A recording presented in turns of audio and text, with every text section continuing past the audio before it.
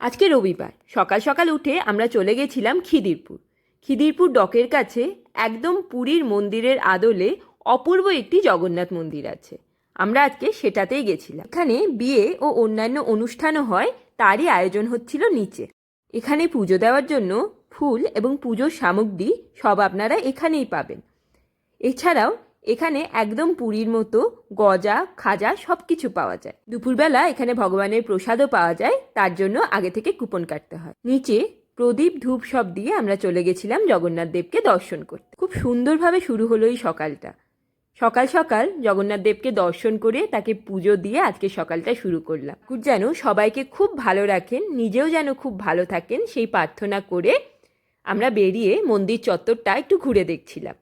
মূল মন্দিরের পাশাপাশি মন্দির চত্বরে আরও কিছু মন্দির রয়েছে। মূল মন্দিরটি পুরীর মন্দিরের আদলেই গঠিত এবং চারিপাশে রয়েছে দশাবতারের মূর্তি। এটা হলো ভগবদ গীতা মন্দির। এখানে একটু পুজো দিয়ে তারপরে আমরা চলে গেছিলাম নিচে। আগেরবার রথের সময় আমি এই মন্দিরে এসেছিলাম। ভগবান তখন গেছিলেন মাসির বাড়ি, তাই এখানে দর্শন পাইনি, যদিও ভবানীপুরে মাসির বাড়ি গিয়ে আমরা দর্শন করে এসেছিলাম।